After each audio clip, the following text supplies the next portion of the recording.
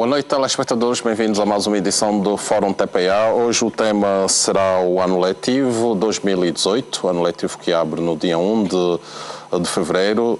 Vai ter a honra de ser aberto pelo Presidente da República, Presidente João Lourenço, e a província do Namibe acolhe o ato de abertura do ano letivo 2018. Nesta mesa vamos abordar o ano letivo 2018. Eu passo já a apresentar os meus convidados que estão neste painel, a começar pelo Sr. João Cafuquena, que é o Diretor Nacional do Ensino Geral. Boa noite, bem-vindo ao debate. Obrigado. O Sr. Guilherme Silva, o Presidente do SIMPROF, Sindicato dos Professores Angolanos. Boa noite. Muito boa noite. António Pacavira é o representante do ensino privado. António, boa noite. Boa noite. E por fim o Sr. Vítor Barbosa, coordenador da Rede Angolana da Sociedade Civil da Educação para Todos. Boa noite. Boa noite, obrigado. Começo pelo Sr. João Cafuquena. O ano letivo abre durante a manhã, já disse aqui, na província do Namibe, vai contar com honras do chefe de Estado.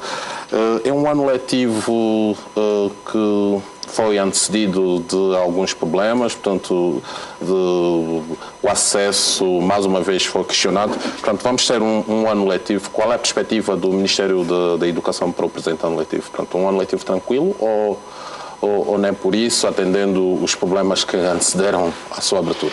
Sim, vamos considerar um ano letivo possível.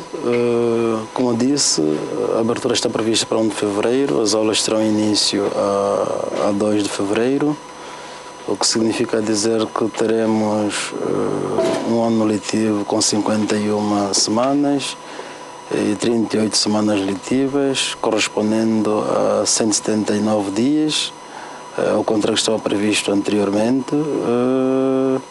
O ano letivo terminará a 14 de dezembro, está previsto o seu início para 1 de fevereiro e abertura a 31 de janeiro, tal como consta do calendário. Será possível porque, como disse, continuamos com alguns constrangimentos do ponto de vista de admissão de novos professores, de novos estudantes, por insuficiência de professores e de infraestruturas. Há mais de 3 anos que não são admitidos professores. Isso cria constrangimentos, faz com que não tenhamos o número desejado, o que implicará que tenhamos de fora cerca de 2 milhões de crianças, na verdade. E isto obriga-nos a fazer cálculos muito rápidos para que pudéssemos ter este número num sistema de educação. Nós teríamos que recrutar mais 70 mil professores e a construção de uma média de 44 mil salas de aulas. E por outra, há a questão da superlotação das salas devido à pressão a que estamos sofrendo. Quer dizer que é um ano letivo que... Vamos ter salas com quantos alunos? Bem, isto varia de região para região, de província para província. Teremos turmas, temos um rácio aluno-professor de 44 alunos e um rácio aluno-sala de aula de 103 alunos, por aí, mais ou menos esse dado. Teremos turmas com 40, 50, 60, 70 alunos, o que não é muito bom. O ideal é que tivéssemos 36 e, excepcionalmente, 45 estudantes por sala. É a média do país ou está-se a referir em áreas específicas, em cidades? O rácio é geral, o rácio aluno-sala de aulas é geral, que é de 113. E de aluno-professor de 44, é geral. Quer dizer que encontraremos turmas com 45 alunos, em algumas escolas, noutras com 60, 70, 80 alunos, por aí adiante. Senhor Guilherme Silva, Presidente do SIMPROF. O SIMPROF, eu li em algumas publicações desses últimos dias, portanto, o SIMPROF em algumas províncias ameaça mesmo não permitir o arranque do ano letivo, caso algumas reivindicações não sejam atendidas, as reivindicações que já vêm de outros anos. Estou-me a referir, por exemplo, dos professores da província da Huila, que ameaçam não arrancar o ano letivo. Portanto, esse é o sentimento em todo o país. Como é que o SIMPROF vê esse arranque do ano letivo, os problemas que eventualmente não foram resolvidos há um ano e que podem ter transitado para o presente ano? Bem, mais uma vez boa noite e obrigado pelo convite.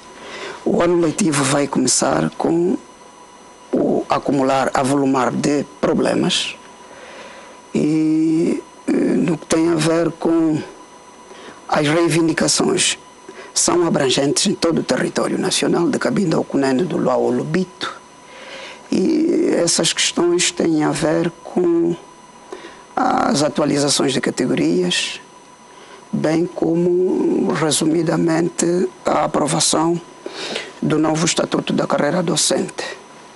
Nós, ao nível do país, neste momento, decorre a coleta de documentos através de uma circular do Ministério da Educação, e a coleta desses documentos só é feita com professores em exercício de funções.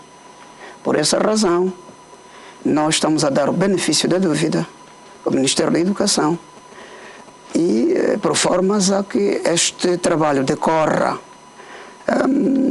na normalidade da recolha de dados para, segundo o Ministério, fazer a incidência financeira que terá para a proposta orçamental. Portanto, nós continuamos, de facto, a reivindicar. Tivemos uma greve nacional o ano passado, 2 fases, em abril. Suspendemos a greve, tendo em conta a abertura à vida na altura do diálogo e por recomendação de Sua Excelência Presidente da República cessante, para serem atualizadas as categorias em função do número de vagas existentes no SIGF em 2017, bem como a transição do regime probatório para o definitivo de milhares de colegas nossos com mais de 5 anos de serviço. Esse trabalho foi feito ou não? Esse trabalho não foi feito, porque os problemas continuam.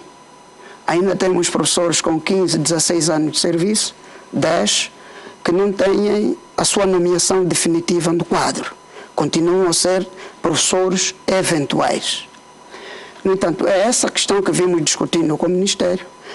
Havendo uma abertura da parte do Ministério da Educação, existem comissões que estão a trabalhar, comissões técnicas, para futuramente ser aprovado um novo Estatuto de Carreira Docente, concomitantemente o regulamento de transição e o regime de avaliação de desempenho. Nós temos pressa, porque milhares de professores, 32% dos professores do ensino primário, estão na categoria de professores primários auxiliares. Muito bem. Nós vamos aprofundar essa conversa ao longo do nosso programa. Para já, uma pergunta básica. Os vossos colegas na província da Huila que ameaçaram não arrancar o ano letivo, portanto, é só mesmo uma medida de pressão. Portanto, o entendimento a que se está a referir aqui, essa posição que o Simprof está a manifestar aqui é uma posição de todo o país ou apenas de algumas províncias? A questão é geral. Nós tivemos uma reunião do Conselho Nacional, que é o órgão deliberativo do Simprof, em outubro de 2017, e houve uma recomendação remetida, essa recomendação à direção do Ministério da Educação, por formas a vermos as questões resolvidas. Caso essas questões não fossem resolvidas, nós estaríamos no direito de acionar as prerrogativas que a lei de greve nos consagram, bem como a Constituição da República. E qual é o período que dão ao Ministério da Educação? Nós, neste momento, estamos a trabalhar. O que esperamos da direção do Ministério da Educação é dizer até quando, uma garantia, até quando vamos aprovar o Estatuto da Carreira Docente, bem como ser publicado em Diário da República, e daí avançarmos para o processo de atualização com a parceria dos sindicatos. Aliás, nós temos, elaboramos uma contraproposta dos 3 sindicatos do setor, que remetemos ao Ministério, e neste momento as comissões técnicas estão a trabalhar. Temos um representante do Ministério da Educação nesse debate. Vamos, no decorrer do debate, perguntar se o Ministério estará em condições de dizer quando é que serão aprovados. Já agora, como primeira abordagem, António Pacavira, o ensino privado, esses problemas que estão a ser levantados são transversais a todo o setor de educação, ou sim, o ensino privado vive um momento especial, portanto é um ensino tranquilo que pode arrancar o ano letivo de forma tranquila, sem problemas? Bem, nós vamos arrancar o ano letivo de forma tranquila. Nós preparamos este ano, e como tem sido da praxe, desde agosto do ano passado. Nós realizamos congressos, realizamos formações, realizamos um programa de qualificação e refrescamento ao corpo docente, preparamos-nos. A questão da insuficiência dos manuais, que é uma preocupação gritante, nós não superamos a 100%, mas trabalhamos com a questão com cadernos de atividades. Temos um fornecedor, os manuais são aprovados pelo Ministério da Educação e nesta altura toda a gente que matriculou, nas principais cidades pelo menos, já tem o seu kit de livros, no caso cadernos de atividade, que os outros livros são gratuitos, para podermos arrancar o ano. Nós preparamos as condições objetivas e subjetivas, mas é evidente que alguns desses problemas refletem-se porque nós estamos num regime de tutela. E sendo tutelados por escolas públicas, se o clima não for muito saudável, naturalmente que isso tem alguns reflexos no nosso trabalho. Mas o ensino privado também tem estado a fazer, não diria justamente, tem estado a subir as propinas também, que tem sido uma reivindicação dos encarregados de educação e dos próprios alunos, não é? Não, é natural essa reivindicação porque... Aliás, essa é uma reivindicação recorrente, todos os anos há esse problema. No início de cada ano letivo. E de certa forma é vergonhoso todos os anos tratar desse assunto. Podíamos ter resolvido e devemos resolver essa questão com alguma brevidade. Quem deve resolver? Deve ser o órgão de tutela, no caso o Ministério da Educação. Porque as pessoas têm atacado os efeitos e não as causas. E nós, para podermos resolver esse problema com alguma cientificidade, temos que atacar as causas. Neste caso, quais seriam as causas? As causas são a falta de regulamentação. Nós não temos a lei de base regulamentada. A lei de base, a 17/2016, remete o ensino particular para um regime de preços vigiados. Ao passar para preços vigiados, ficou determinado que temos que estabelecer balizas, porque nós estamos classificados por grupos. Temos colégios no grupo A, B e C, respectivamente.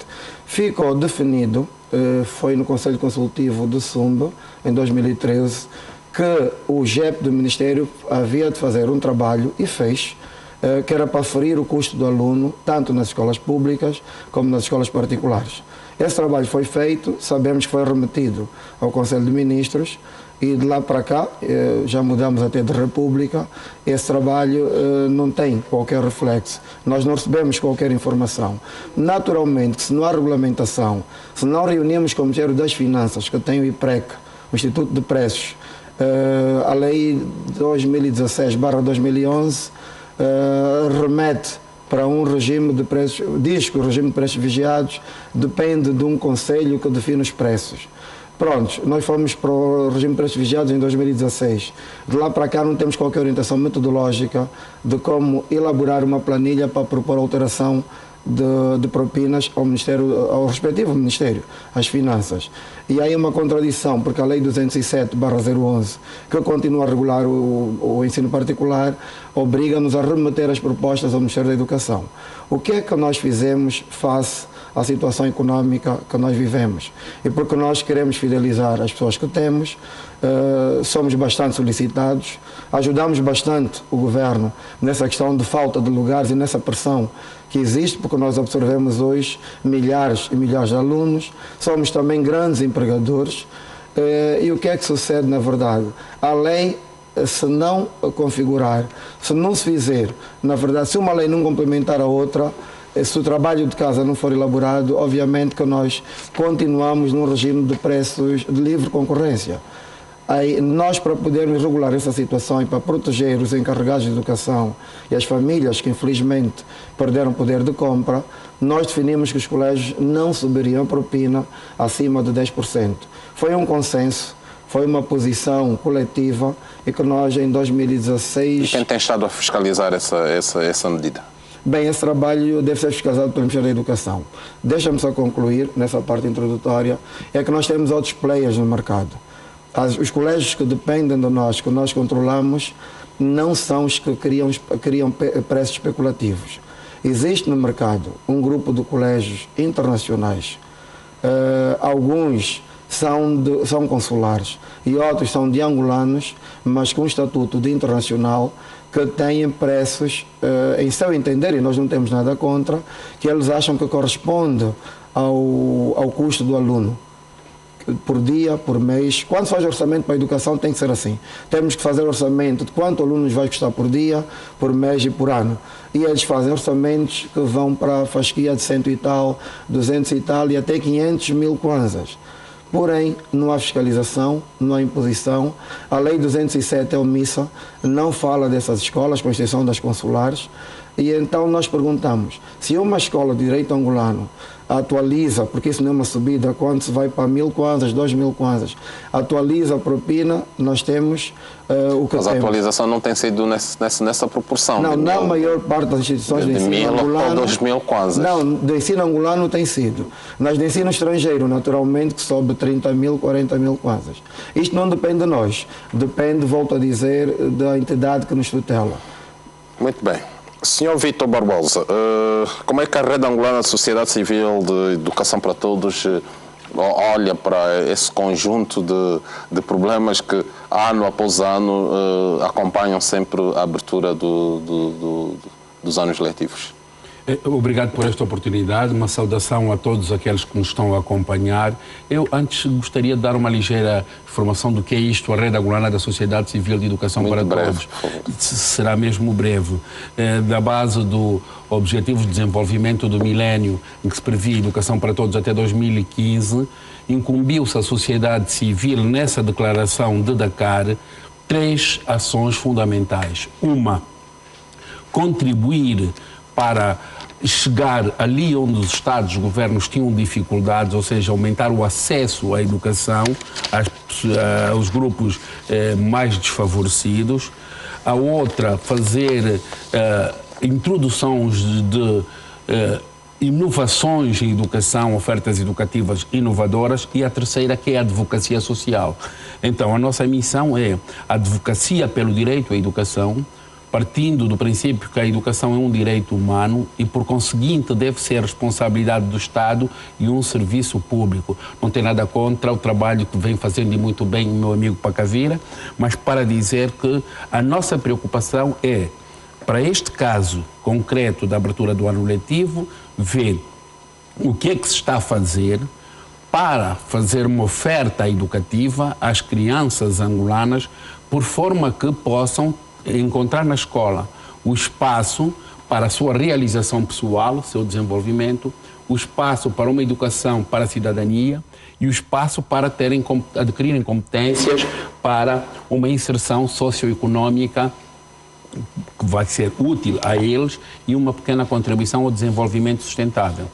O quarto objetivo do desenvolvimento sustentável, que é aquele que diz diretamente envolve mais diretamente a educação, diz que se pretende uma educação inclusiva, equitativa, de qualidade e que proporciona aprendizagem ao longo de toda a vida. Estamos atentos a ver se está-se a fazer uma educação inclusiva no verdadeiro sentido da palavra, poderemos depois aprofundar isso. Se estamos a ter uma educação equitativa, aquela que busca romper as barreiras que fazem com que certas pessoas não tenham sucesso escolar. E quando falamos de uma educação de qualidade, queremos que a igualdade seja um devir, continuemos a trabalhar nesse sentido. E, por último, a aprendizagem ao longo de toda a vida. Todos nós temos que olhar para a educação. Nossa expectativa, estamos a ter informação que o ano letivo vai ser aberto pelo Presidente da República. Gostaríamos que isto fosse um incentivo para mobilizar os diferentes departamentos governamentais para uma solidariedade institucional, porque, em nosso entender, que estamos a acompanhar este processo há muitos anos, muitos dos problemas que dizem respeito à educação não são de exclusiva responsabilidade do Ministério da Educação, até transcendem a sua competência. Gostaria que este facto mobilizasse para se responder à questão da construção de escolas, e digo aqui escolas que permitam uma educação inclusiva. Nós vimos escolas recentes que nem sequer têm uma rampa para cadeirantes. E aqui estamos a inclusão só no sentido físico. Responder às questões dos professores, porque para nós temos que ter os professores assentes em 3 pilares. A sua autoestima, o status, a sociedade tem que os valorizar, e a aprendizagem permanente, a profissionalização constante dos professores. Para terminar nesta introdução, estamos preocupados com as estatísticas. Quando nos dizem, por exemplo, crianças fora do sistema, esta informação nos parece que é em relação àqueles que tentam entrar para as escolas, porque nós não sabemos quantos estão fora dos sistemas. Nós não temos uma projeção demográfica que nos permite analisar quantas crianças deveriam entrar para a escola este ano. Famílias pobres, muitas das vezes, nem vão à escola procurar um lugar. E isto vai afetando cada vez mais as famílias de baixa renda. E a Constituição angolana diz que pretendemos ser um Estado democrático de direito, então, por via da educação, podemos não só dar o direito às pessoas, mas igualdade de oportunidade para termos uma sociedade mais inclusiva. Muito bem. Diretor João Cafuquena, na sua primeira abordagem falou de 2 milhões de crianças que provavelmente estarão fora do sistema de ensino. Quantos é que entraram? 10% do número total que frequentou o ano letivo anterior. Estamos a falar de quantos? Eu falei mais ou menos 900 mil, 1 milhão de crianças. Entre 1 milhão e 2 ficaram de fora. Não há um número considerável de cidadãos angolanos que estão a ser excluídos de um direito fundamental, que é o direito à educação? Bem, infelizmente essa é a nossa realidade, e nós pensamos que é fundamental que se retome o estudo de viabilidade, não é?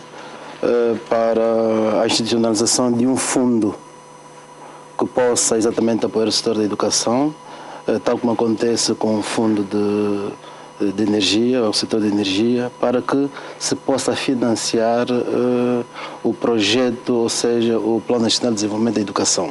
Nós sabemos que depois da realização da reforma educativa foi elaborado um plano de ação no sentido de se contrapor os constrangimentos identificados na reforma educativa. Este plano foi amplamente discutido e evoluiu para o Plano Nacional de Desenvolvimento da Educação. As ações constam aí, só que de lá para cá existe uma série de dificuldades para que possamos então cumprir com os objetivos deste mesmo plano. Razão pela qual dizia inicialmente que era fundamental que começássemos a pensar exatamente num estudo de viabilidade socioeconómica para ver se conseguimos alocar mais recursos ao setor da educação para que até 2030 possamos reduzir substancialmente o número de crianças fora do sistema de ensino. Tem havido aqui dados um pouco contraditórios. Ao mesmo tempo que se fala de uma exiguidade de professores no sistema de ensino, o que provoca situações como essa de 2 milhões de crianças, aproximadamente 2 milhões de crianças estarem fora do sistema. Há professores também no desemprego, que precisam de emprego.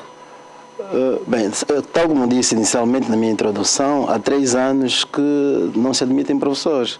Ao não admitirmos professores, os recém-formados ficam de fora, não é verdade?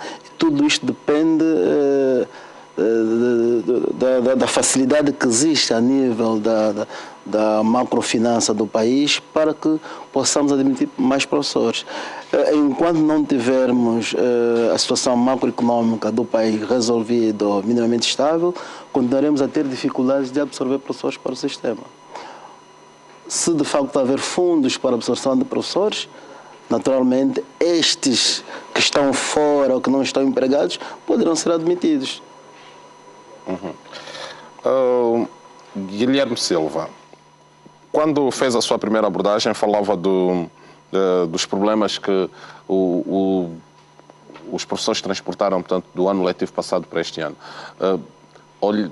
Sem subestimar esses problemas, mas olhando para um problema conjunto, que é o problema da educação, mais uma vez repito, sem subestimar o problema dos professores, as reivindicações que são legítimas ou não dos professores. Pronto, olhando para, como parceiros do Ministério da Educação, portanto, quais são as vossas propostas primeiro para essa questão da qualidade do ensino, que porque normalmente quando se coloca da questão da qualidade do ensino, olha-se para a vertente, para a figura do educador. Portanto, a qualidade do educador que, por sua vez, se pode resultar na qualidade do ensino. Portanto, quais são as vossas propostas nesse sentido? Bem, nós, primeiro, precisamos ter professores com vocação. Professores que tenham formação para a docência, mas, acima de tudo, professores comprometidos com o magistério. Nós, de facto, temos vindo, de um tempo a essa parte, a apresentar sugestões, propostas ao Ministério da Educação, e nesta vertente, um dos problemas que vivemos até a presente data tem sido a falta de rigor, não é, na contratação de novos professores. Não tem havido rigor e transparência na contratação de novos professores. Como um ditado, o presidente chinês diz que quando se abre uma janela, entra o ar fresco e até moscas, não é? Mas a entrada de professores sem qualificação para o setor deve-se ao sistema eivado de contratação de professores, que pensamos deve ser melhorado, por formas a entrarem para o setor indivíduos com perfil para a docência.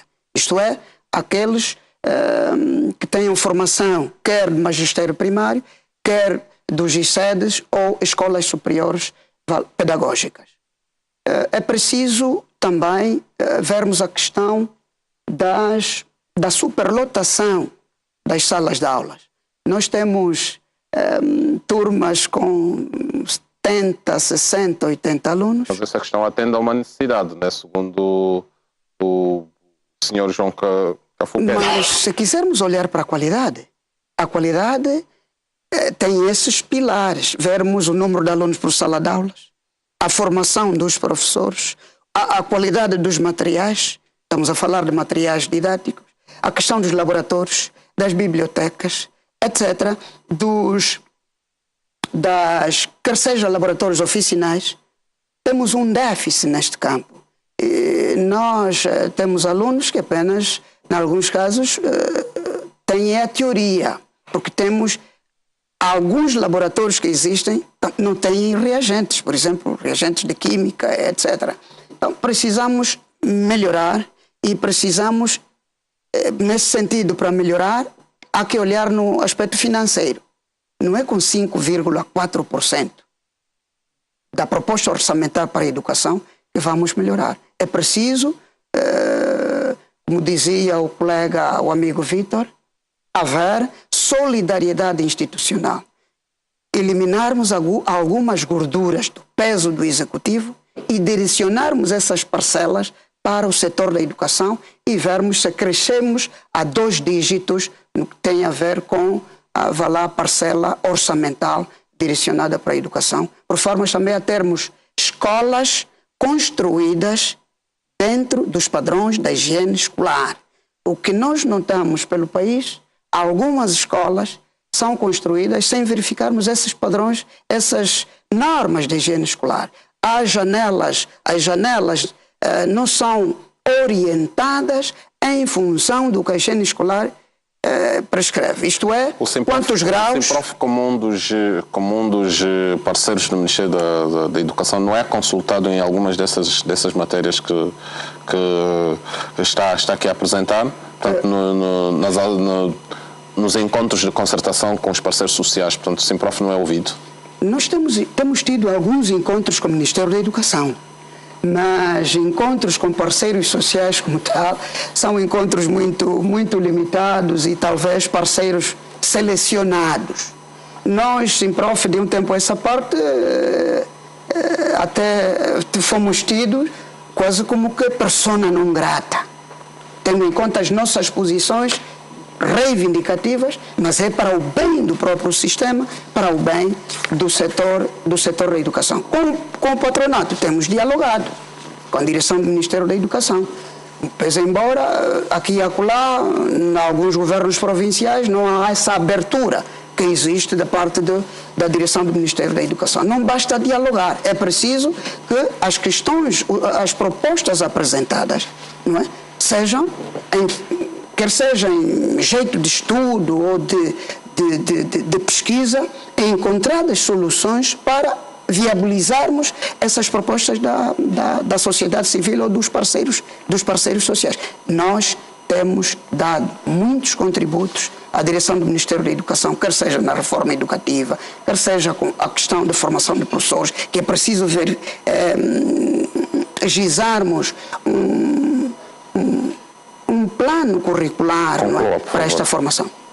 O Sr. João queria as questões que o colega acaba de abordar são preocupações que têm sido já resolvidas ao nível do Ministério da Educação, tanto mais é que o plano de medidas a que me referi recomendava que se fizesse um redimensionamento às escolas de formação de professores, aos currículos, e isto está a ser feito no sentido de nós acautelarmos a qualidade da formação dos professores de magistério, como bem o nosso colega disse. A questão do rigor e transparência foi aprovado a política na contratação também. Foi aprovada a política de formação de professores e este rigor será observado porque sabemos nós que situações como essas prejudicam o próprio sistema de formação de professores. E o outro aspecto que se levanta é que se está a prestar uma especial atenção às turmas, não é verdade? Que as turmas dos magistérios que não sejam superlotadas no sentido de se garantir a qualidade da formação de professores. Irão para a formação de professor aqueles que realmente demonstrem interesse e vocação para o efeito. Isto está sendo acautelado, está acautelado na política de formação de professores. Na verdade, num passado recente havia desses problemas na contratação de professores, mas de um tempo a esta parte temos estado a cautelar essa situação no sentido de evitarmos que entram professores que não tenham uma formação específica para a docência. E o outro aspecto, o colega dizia que continua-se a construir escolas sem o rigor, sem a observância da higiene escolar.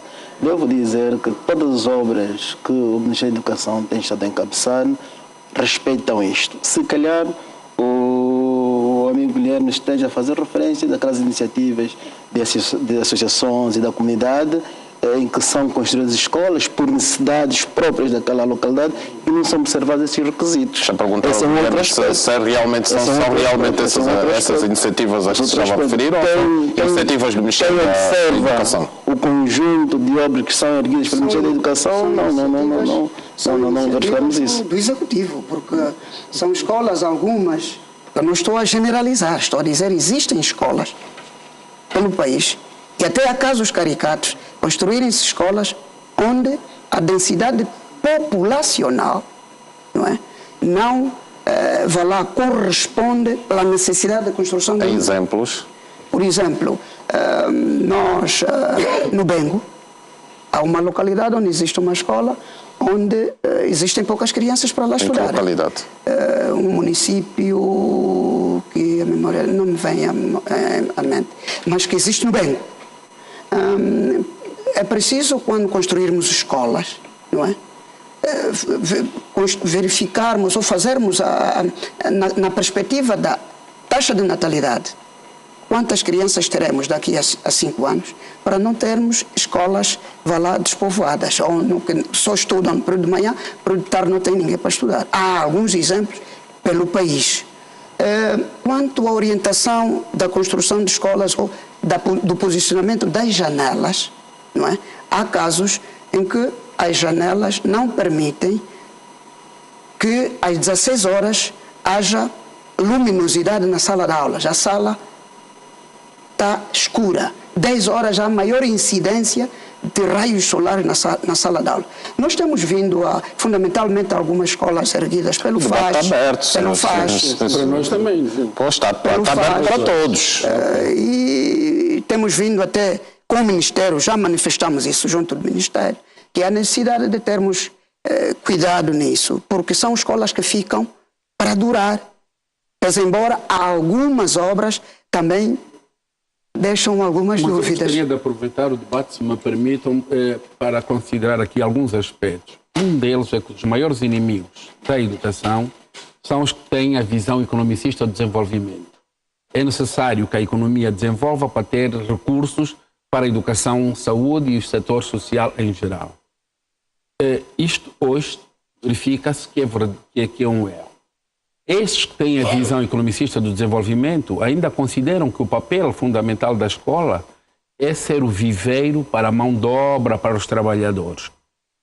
A escola é o lugar onde a pessoa pode desenvolver todo o seu potencial, desenvolver e sentir-se realizado como cidadão, desenvolver competências para a profissão e cidadania.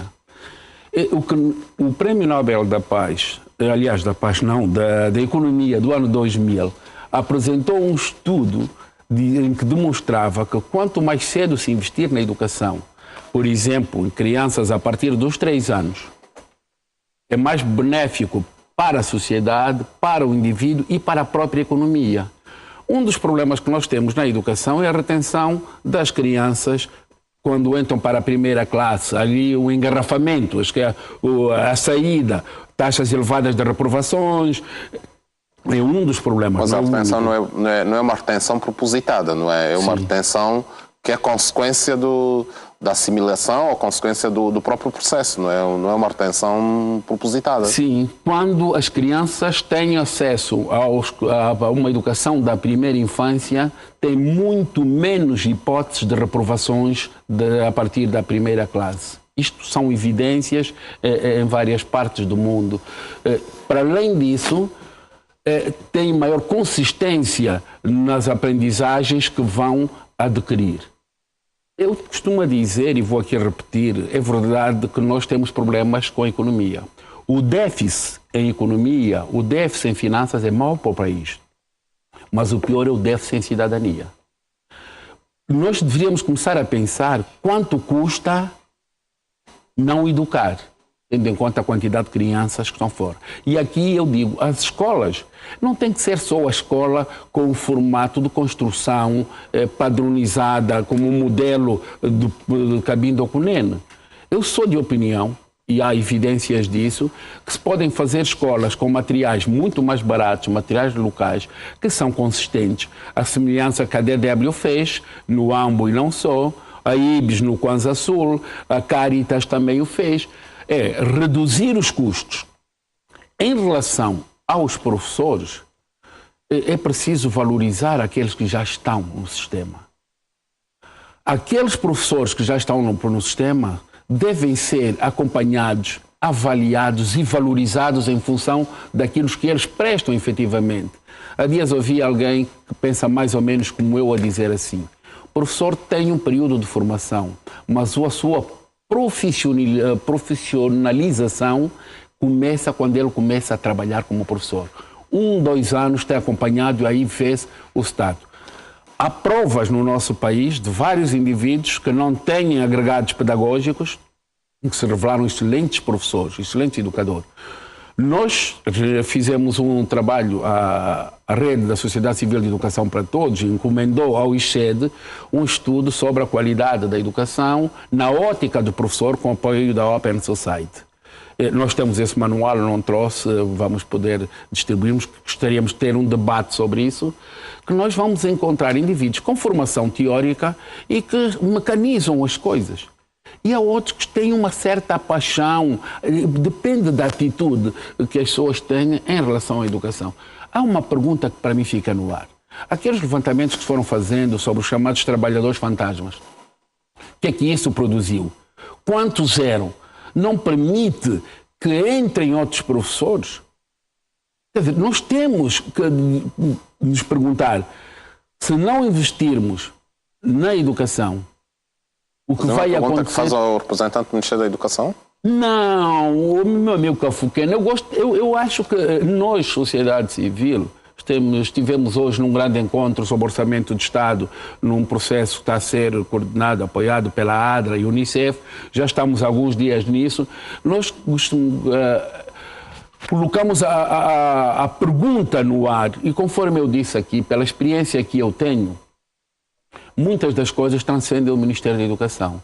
E posso dar um exemplo prático. Dizia um ministro da Educação: o orçamento de Estado para a educação é como o comboio de Canhoca.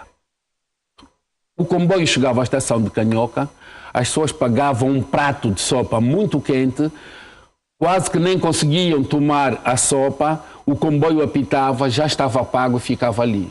Naquele tempo, o Ministério da Educação dizia: nós precisamos de quadros. Vamos pedir para importar. Não, quadros não se pode importar. É a indústria nacional que pode produzir. E a indústria dizia: não tem matérias-primas. E não tendo matérias-primas, aquilo caía em exercícios findos.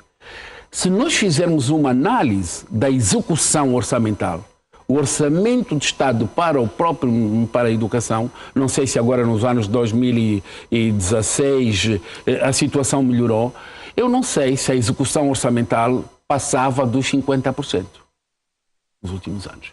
Por quê? Porque existem uma série de complexidades na execução orçamental.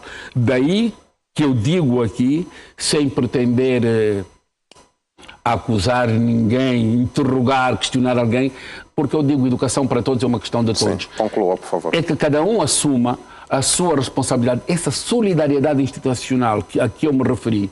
Tem que haver maior clareza, fluidez para responder a essa questão que nós temos hoje de muitas crianças fora do sistema. Há turmas, já alguém disse-me assim num encontro, há turmas com 100 alunos. Eu disse: então escreve aí no quadro 100. E ele escreveu 100 com C. Eu disse: não, está errado.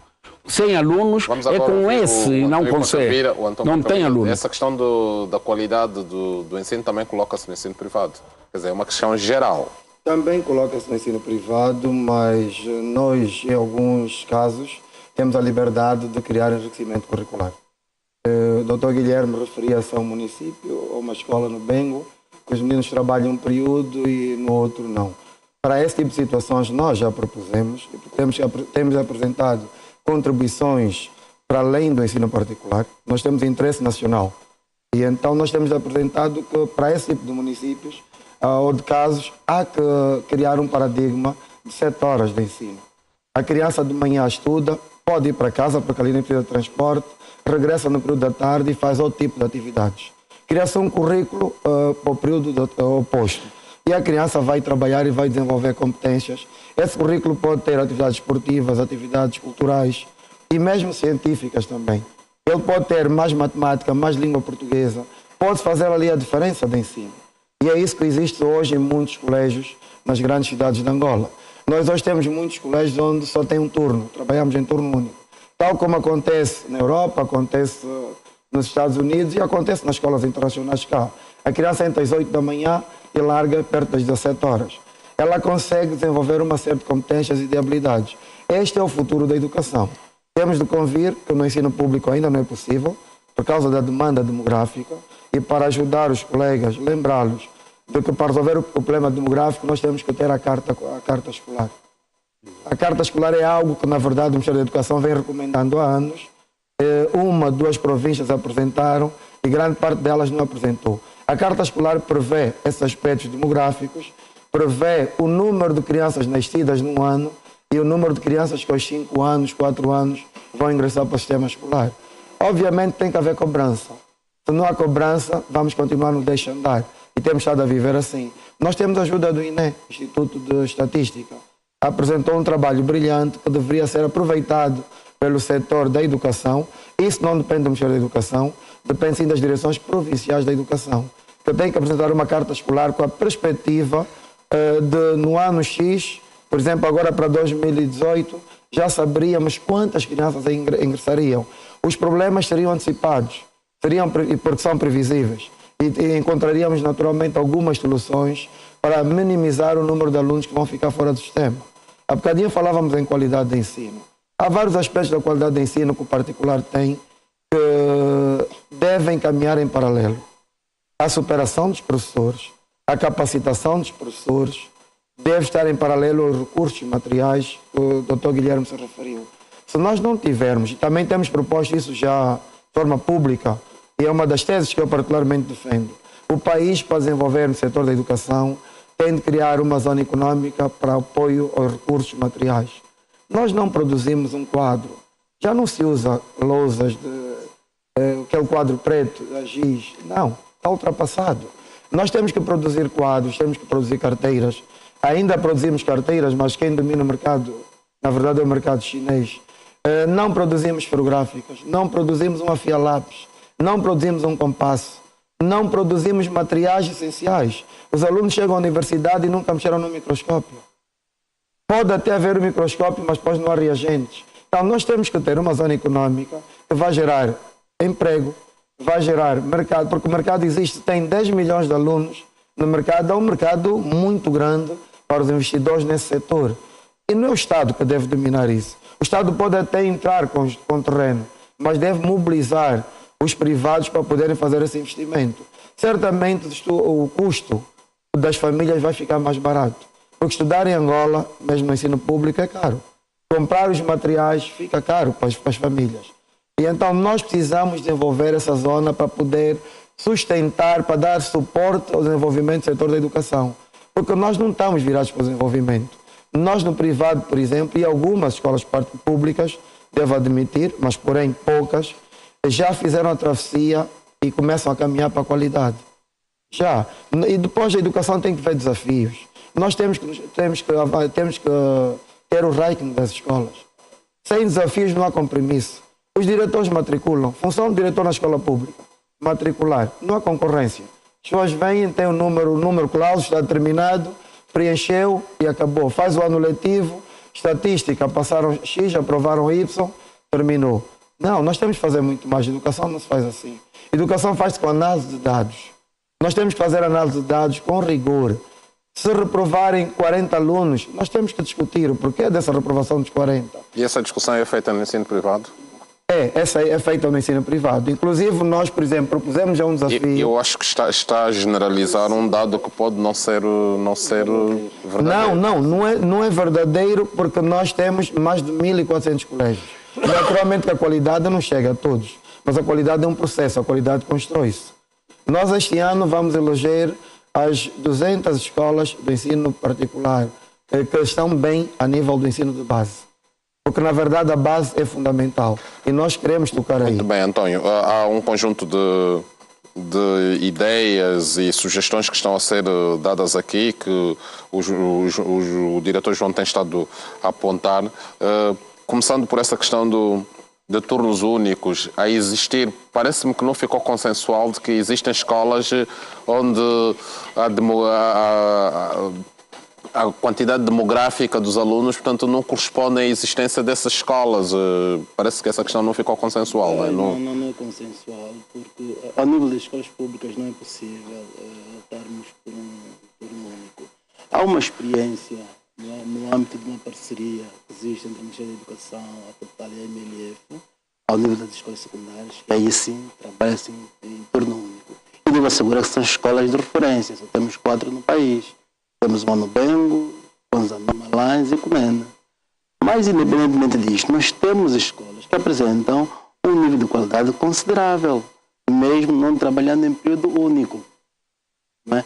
Agora, assegurar-se que de facto... Não é tão líquido que a qualidade esteja ligada... Que qualidade considerável para o Dr. Cafuquena? Ler e escrever só?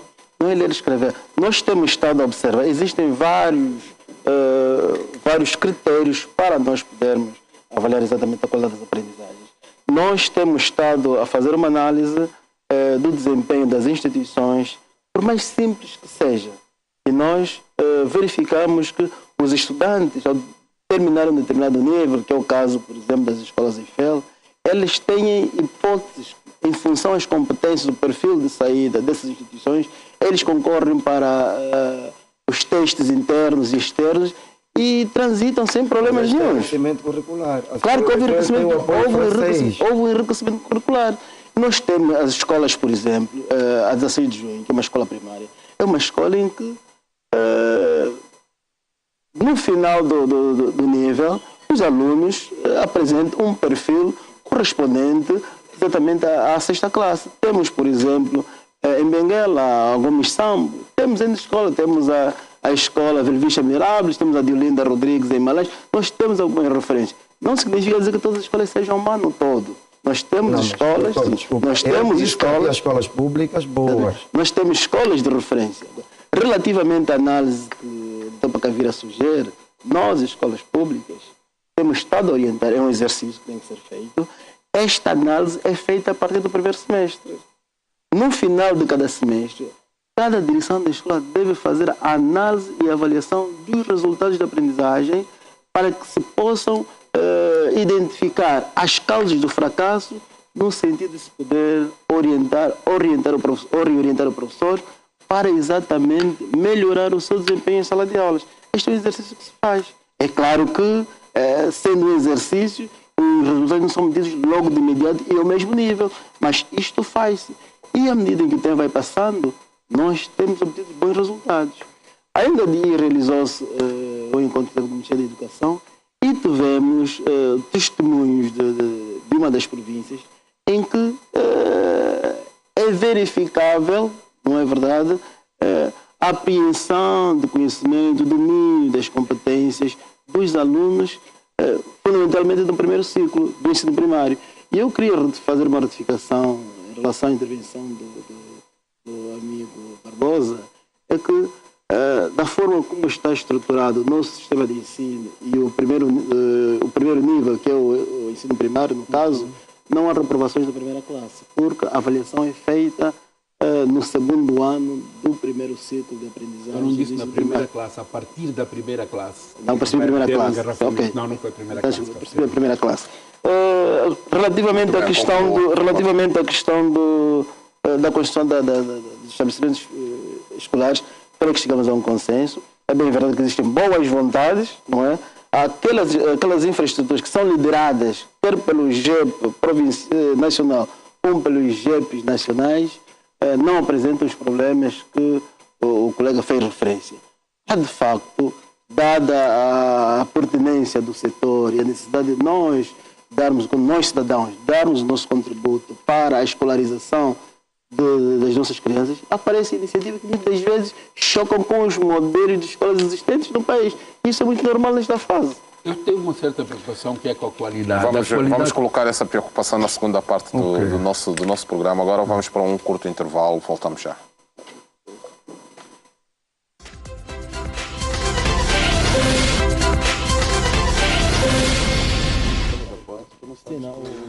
Bom, estamos de regresso à segunda parte do nosso programa, o Fórum TPA.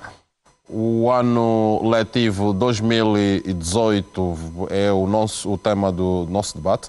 Na primeira parte, portanto, foram debitadas aqui algumas ideias pelos participantes no painel. Lembro-vos que o painel é composto por Guilherme Silva, presidente do sindicato, António Pacavira, que é o representante do ensino privado, o Vítor Barbosa, o coordenador da rede angolana da Sociedade Civil da Educação para Todos, e o João Cafuquena, diretor nacional do Ensino Geral. Vou começar essa segunda parte com o Guilherme Silva, que está muito calado. Guilherme, e é representante, mais uma vez, de referenciar que o Guilherme é o presidente do Simprof. Guilherme, na primeira parte do nosso programa, há aqui algumas questões que foram levantadas no que diz respeito à qualidade e como deve ser um professor. Lembro-me que o Vítor tem falado da questão da autoestima dos professores, o seu status e o aprendizado permanente. Portanto, esses três fatores combinados dão realmente um bom professor. E é o que nós temos estado a conhecer, portanto, no seio dos docentes que são controlados pelo sindicato. Há essa preocupação dentro do Simprof. Tem havido um processo de refrescamento contínuo para que alguns desses pressupostos sejam atingidos? Bem, nós, Simprof, estamos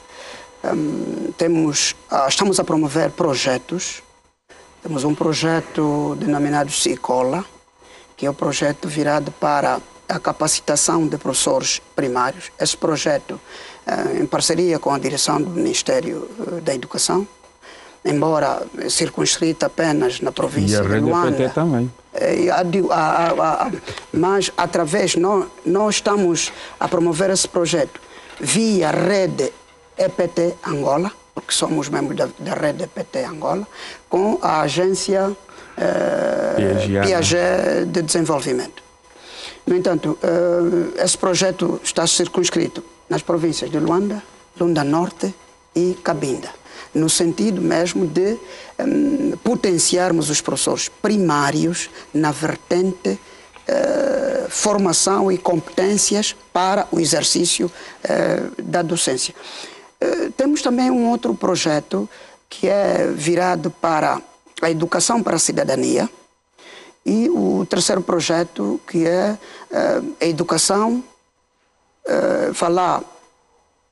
participação e prevenção rodoviária na província de Benguela, no sentido de também aprimorarmos os nossos colegas, bem como os alunos, como devem orientar-se nas cidades, tendo em conta que Benguela é a segunda província de maior sinistralidade rodoviária. Agora, no que tem a ver a qualidade dos professores, nós temos bons professores no setor. Temos bons professores, pena é que existe, neste momento, há uma desmotivação generalizada, tendo em conta aos salários que os professores oferem. Dizia que nós temos cerca de 32%. Nós temos bons professores, está a falar de um número considerável ou está a falar de alguns bons professores? Não, temos um número considerável, mas é necessário que estes professores estejam motivados. E para motivá-los, precisamos, entre outras questões, é que estes professores tenham as suas categorias atualizadas em função do perfil acadêmico ou profissional que possuem atualmente, porque quando entrou em vigor o Estatuto de Carreira Docente vigente, publicado sob decreto 03/08 de 4 de março,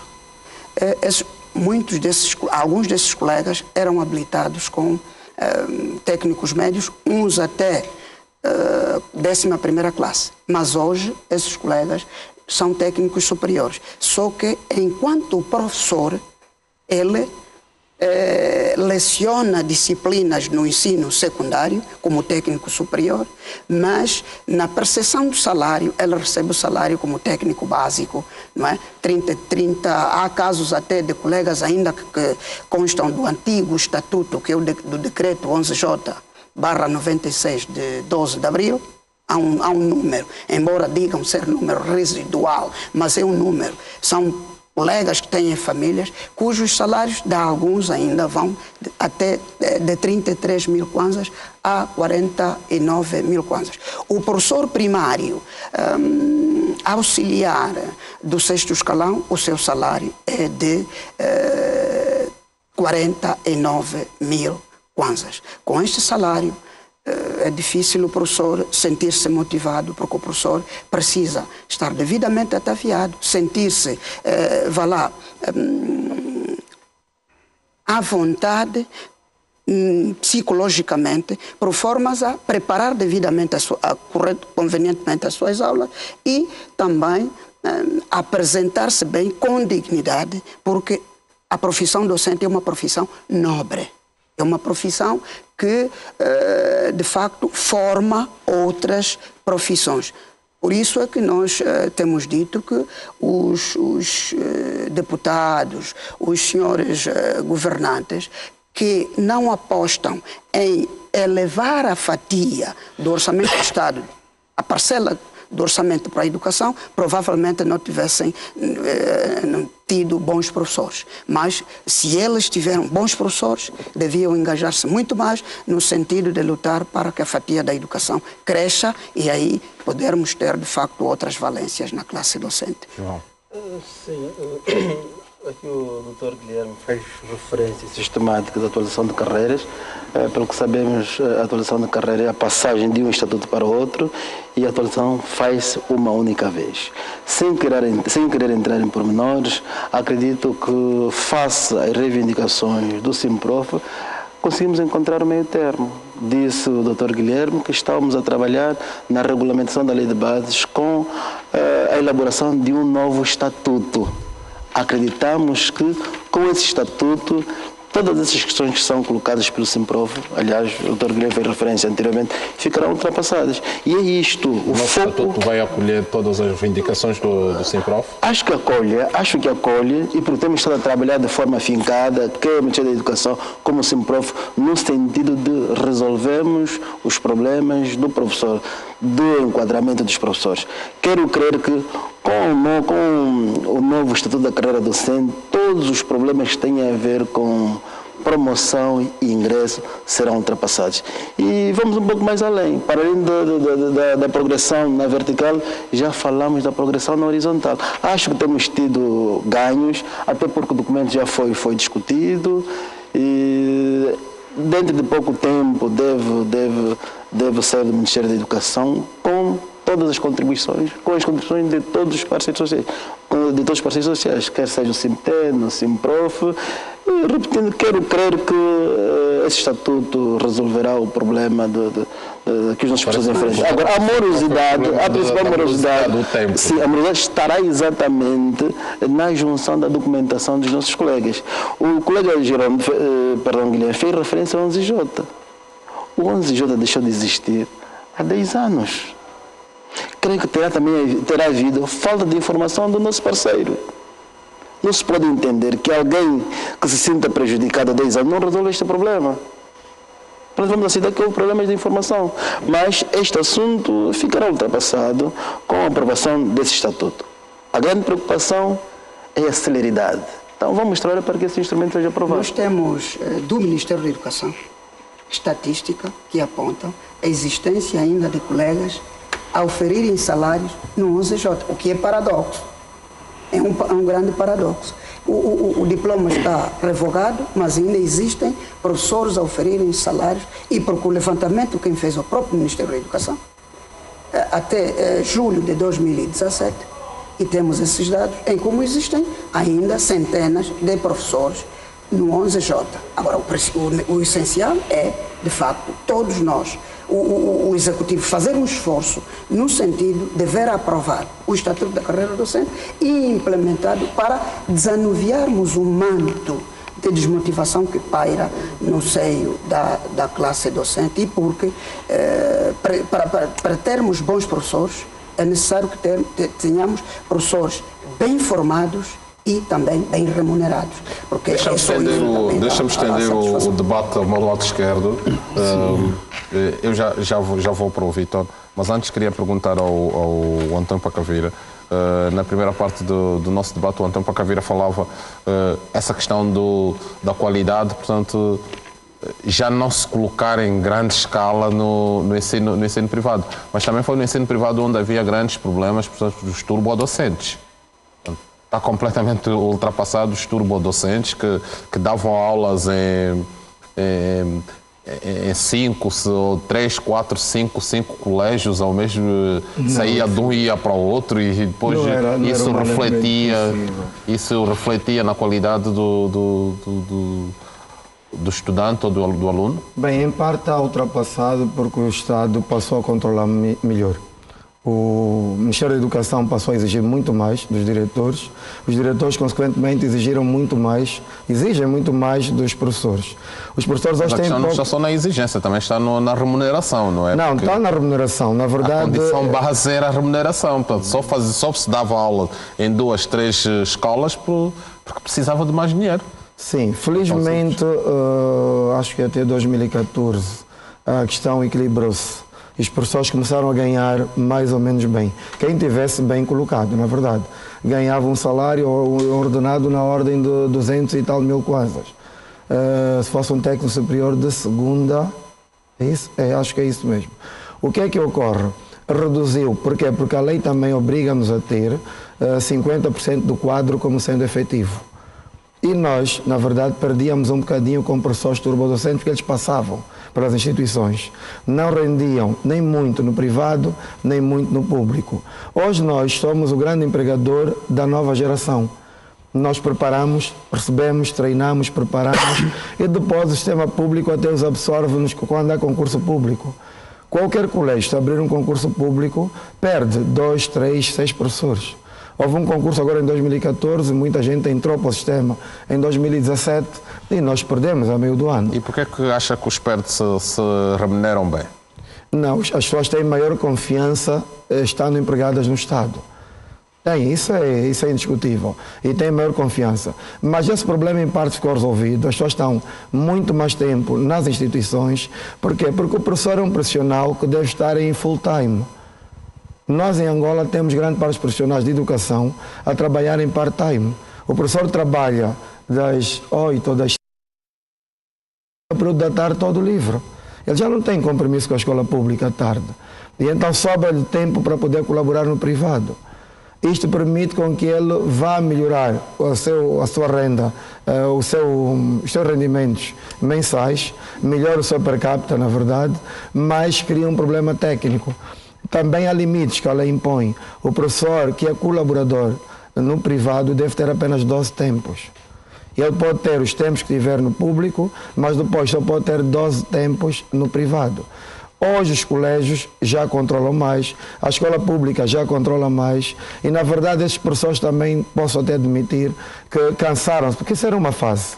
Depois passou e essa nova geração já não corre tanto. Essa nova geração acaba muito mais. E então nós temos essa missão de alargar o mercado de emprego. Aqueles que não entram no Estado ficam conosco. E nós temos, na verdade, também muitos professores experientes que são reformados no Estado, que não querem ficar em casa e que depois para podermos melhorar. Muito bem, Vítor Barbosa. Eu queria só ler aqui um pouco deste documento sobre o para 2000 não seja uma leitura. Não. Só um ponto onde se fala de objetivos para a educação, algumas ações de políticas. Só vou ler um deles, que é esse que diz: para valorização do professor, incluindo a melhoria salarial, com prioridade para os que trabalham nas zonas periféricas e rurais. Portanto, quer dizer, eu quero dizer que a retórica é sempre boa. Agora, temos aqui coisas monitorando. O Orçamento do Estado vai ser aprovado agora e devemos gradualmente ir pedindo contas se isso está a acontecer. A qualidade da educação depende muito das infraestruturas, mas também depende muito do contexto em que vivem as próprias famílias. A educação tem que ser refletida num contexto mais alargado a nível local. Se a nível das comunas, dos municípios, começar a discutir a educação, para dar um exemplo muito prático. Exemplo que faz o projeto Fé e Alegria, avalias o contexto da escola, o ambiente escolar e o ambiente em que vivem as crianças. Há crianças que vão para a escola já em um estado tal, como aquela que eu costumo contar do aluno que estava a fazer uma redação e começou casa, e a palavra casa estava com Z. O professor disse, casa com Z, atirou-lhe o caderno. E ele pôs-se a chorar, chegou uma professora, disse, mas estás a chorar por quê? Não, o professor começou a ler a minha redação, atirou. Deixa lá. A minha casa é pequena, mas nela vivo eu, a minha mãe, os meus irmãos, somos uma família feliz. Essa expressão das emoções, dos afetos da criança, o professor não deixou exteriorizar. Também há estudos que dizem assim, esta avaliação que está centrada nas competências cognitivas, a matemática, as línguas, há alunos que terminam um ano, fazem provas com notas altas, se voltarem a fazer as mesmas provas, já podem ter negativas. As baixas terem resultados mais elevados de que sejam em disciplinas com as quais eles têm uma certa motivação. Daí o desafio. Quando estamos a falar qualidade, é na ótica de quem? Os próprios estudantes, os alunos, são ouvidos. Eles têm uma opinião. Eles devem ser sujeitos do processo de educação. A família e a sociedade em geral. Então, quero dizer que nós ou melhor, vocês, os profissionais da educação escolarizada, que eu não sou da educação escolarizada, eu sou daquela educação, aprendizagem ao longo da vida, mas que temos cumplicidade, temos que nos envolver para que se avalie o trabalho da escola em função das reais expectativas que a sociedade tem sobre a educação. Já não é mais o saber estar, saber ser, saber fazer. É aprender a conhecer, aprender a fazer, aprender a conviver com os outros e aprender a ser. A escola ajuda-nos a transformar-nos num processo mais elevado. A escola elitista promove que aquela busca do quadro de honra cria competições. Hoje temos repercussões nos nossos ambientes de trabalho. Pessoas estão centradas em si mesmo, não desenvolveram competências para trabalho em grupo, para trabalho de equipe. E vão se guerreando, portanto, o que é formação, mas a sua conduta social é nefasta até o próprio ambiente de trabalho. Por isso, não podemos avaliar só competências cognitivas, temos que ter uma escola, não aquela escola que aprova e reprova, mas a escola que promova valores, que promove a vida com base em princípios, e aí vamos ter cidadãos úteis ao país. Bem, mas nós também, como professores, o que é que verificamos? Há crianças que de casa à escola percorrem 7, 10 quilómetros e leva essas crianças a desistirem. Ela participa das aulas 2 ou 3 dias semanais, os outros dias não participa das aulas devido ao cansaço. E muitas delas depois desistem do próprio... O outro elemento é a questão, por exemplo, da merenda escolar, que deve cativar as crianças ou reter as crianças na escola. Mas há casos de escolas onde a merenda escolar é distribuída apenas para algumas salas de aula na mesma escola, não é? Deixando outras fora do processo da merenda. Há esses casos. Mas como a alçada...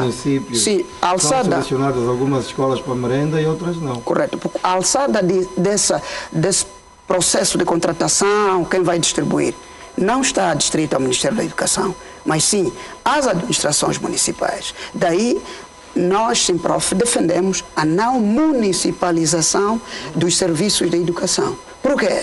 O que é que nós verificamos? Os diretores de escola ou diretores municipais, nomeados pelos governadores provinciais, propostos pelas administrações municipais, em termos de quer administrativo e funcional dos governos provinciais e apenas metodologicamente do Ministério da Educação. Daí, não às vezes encontrarem aquele acolhimento, tendo em conta a dificuldade também que o próprio Ministério tem no sentido de fazer de essas questões serem devidamente monitoradas, porque há essa dupla dependência. Mas como é a democratização da vida nas comunas e municípios, isso pode ser corrigido. Quando eu digo a contextualização da escola, é isso. É a maior interação da escola-comunidade. Aliás, o Cafequena conhece e está várias vezes envolvido nesses dossiês. É isto que a gente vem advogando sempre.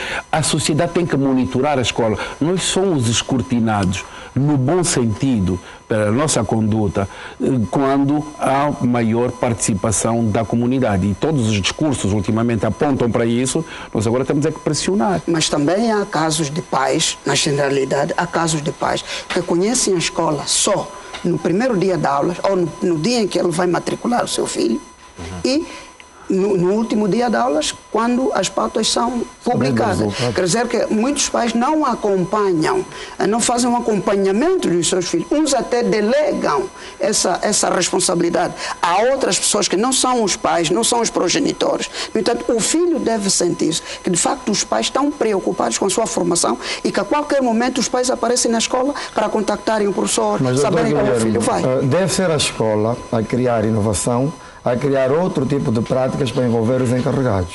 Hoje o encarregado já não deve ser tratado como encarregado de educação. Ele deve ser envolvido como parceiro da escola. A escola deve promover palestras, a escola deve promover atividades organizadas pelos pais para que eles frequentem a escola. Mas é fundamental que a escola tenha uma atmosfera positiva, desde a questão de higiene, como se referiu há bocadinho, desde outras questões. E com esse envolvimento ele torna-se parceiro.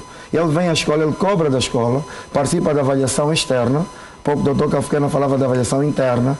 É fundamental e é imperioso que se faça a avaliação externa. As escolas têm de criar uma ficha, têm de criar um modelo para poder entregar aos encarregados, o encarregado no final do ano avaliar a escola. São vários itens que constam disso. E aí, naturalmente, que vamos poder cobrar. Há pouco perguntava-se quem fiscaliza. Os pais fiscalizam. Se não fiscalizam, devem fiscalizar. Mas deve ser a escola como orientador. Deve ser a escola que deve promover essa parceria com os encarregados. Se aguardarmos, como no tempo dos nossos pais, até eles iam à escola, certamente mais do que hoje. Mas nós temos que criar a escola atrativa, não só para os filhos, mas também para os encarregados de educação. Acredito que este exercício é feito por muitas escolas. Muitas escolas, falamos dos projetos educativos de escolas que envolvem, que engajam não só os pais encarregados de educação, mas outros membros da comunidade para a identificação das dificuldades, dos meios problemas que a escola enfrenta, no sentido de juntos poderem resolvê-los. Mas nós encontramos um problema, e muitas das vezes os vários atores da comunidade não se identificam com a Comissão de Pais encarregados de educação. Então, vês aí que eles aparecem e recuam. O que o Ministério da Educação pensou? Pensamos em criar um outro órgão, que é o Conselho da Escola, que será um órgão mais alargado e mais congregador de todos os atores da comunidade, no sentido de juntos discutirem os problemas da escola e participarem da resolução desses mesmos problemas. Aí sim, o debate será alargado e haverá uma maior interação entre a escola e a comunidade. Haverá exatamente este interesse daqueles que não têm filhos na escola em participar da vida da escola. Em termos, eu partilhei uma experiência, uma informação do Dr. Pacavira, em que nós já pensávamos exatamente na elaboração de um projeto que devesse engajar até as empresas na vida da escola, no âmbito de definirmos o ranking das escolas a nível nacional, partindo da comunidade, do município, da província e a nível nacional. E aí poderiam participar empresas, entidades coletivas e singulares, e no final, não é o principal objetivo, né, poderíamos então reconhecer o mérito e o esforço desses membros. Mas se as escolas pudessem cumprir 50% deste projeto, nós teríamos escolas saudáveis, escolas alegres, escolas onde as crianças poderiam se sentir muito bem. É um exercício e penso que chegaremos lá. Nós partilhamos isso. Mesmo.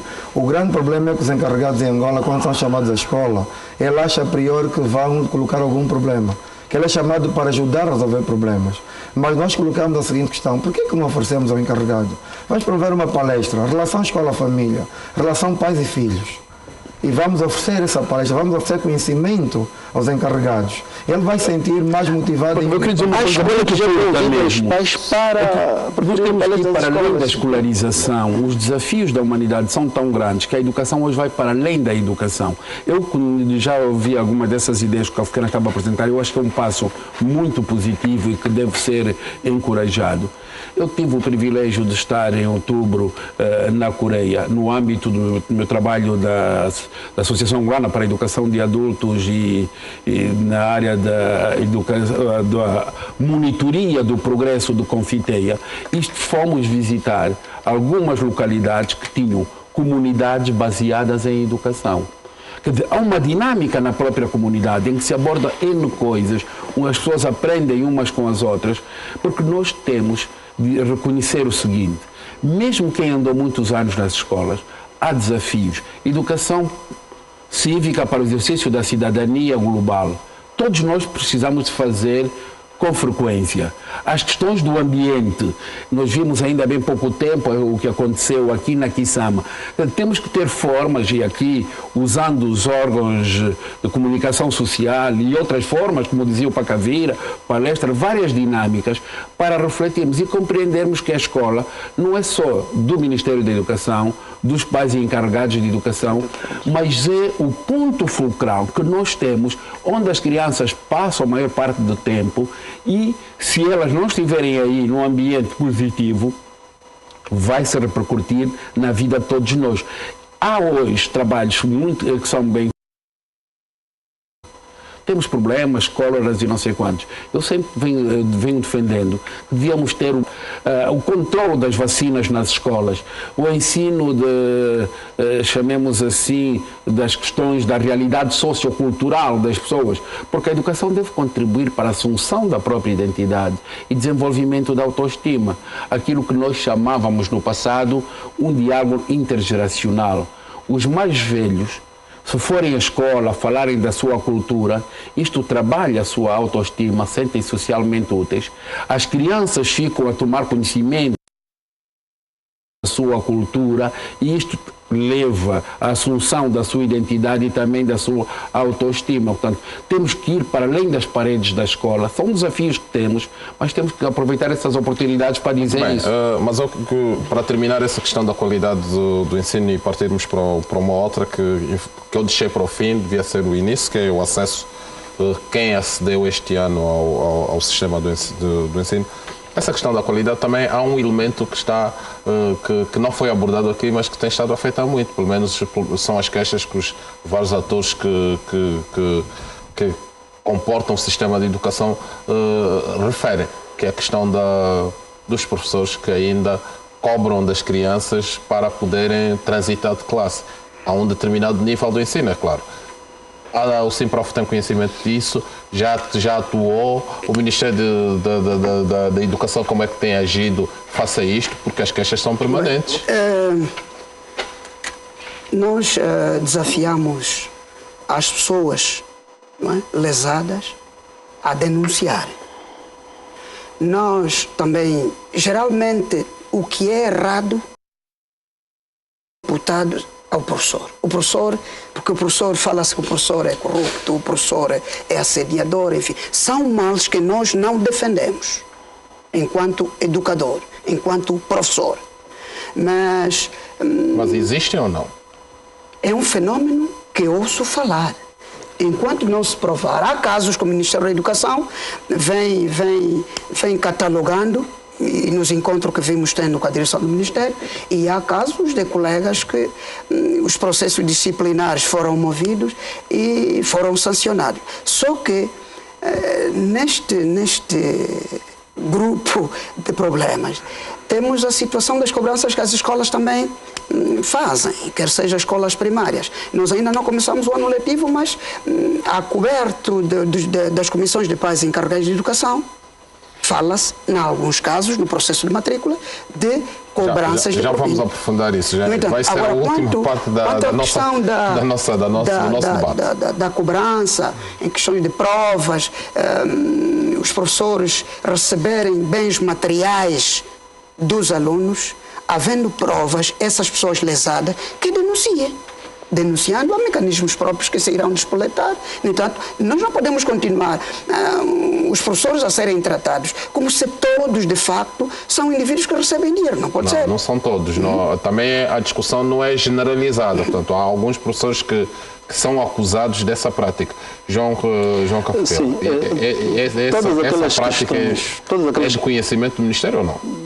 Esta prática não, mas temos conhecimento de outras práticas. Todos aqueles comportamentos que lesam o normal funcionamento da instituição, desde que denunciados e provados, sanciona-se. Eu lembro-me há 2 anos ter passado a informação de um trabalho que o Gabinete Jurídico do Ministério da Educação fez, de se ter expulso, por assim dizer, do sistema cerca de 32 professores, por motivos variados, entre os quais assédio sexual. Desde que esses casos são apresentados e provados, sanciona-se. São comportamentos que não devem ser encorajados. Por isso, todos aqueles que se sintam lesados devem denunciar e apresentar provas. Porque se não as apresentam, ficamos sem saber se de facto isto acontece ou não. Vou estender a mesma pergunta aqui para o meu lado esquerdo. Vou começar pelo Pacavedo. Certamente no ensino privado esse tipo de práticas acontecem ou não acontecem? Bem, temos de ser coerentes. Qualquer um dos colegas aqui sabe que a corrupção no país é generalizada. E o setor da educação não fica alheio. No setor privado, com certeza, é uma escala muito mais reduzida. Mas no setor público há denúncias. É só ouvir a imprensa e ouve-se relatos. Agora, é verdade que entre uma denúncia e a prova, dificilmente acontece, mas já várias vezes eu ouvi pessoas do Ministério assumirem que há corrupção no setor e que devemos combatê-la. Portanto, é algo que não deve ser escondido e que nós todos juntos devemos denunciar. Hoje até uma prática muito recorrente nos alunos, que é gravar. Eles fazem gravações e depois entregam as direções. Agora, nem sempre esses casos chegam ao Ministério ou chegam ao gabinete jurídico. Muitas vezes morrem nas próprias escolas. Mas que existem esses casos, existem. E temos que assumir. O próprio Presidente da República proposta a combater a corrupção, se nós omitirmos, não estaremos a ajudar. Temos que defender a classe, sim, mas com coerência. Nós estamos aqui a dizer, nós estamos a defender quem cometa essas infrações. Só estamos a dizer, caso de facto ocorram essas infrações, que os lesados denunciem. É um mal que devemos corrigir. Houve um caso agora, houve um caso cá em Luanda, de um diretor que foi para a cadeia, foi detido, foi julgado sumariamente e depois, felizmente, foi absolvido.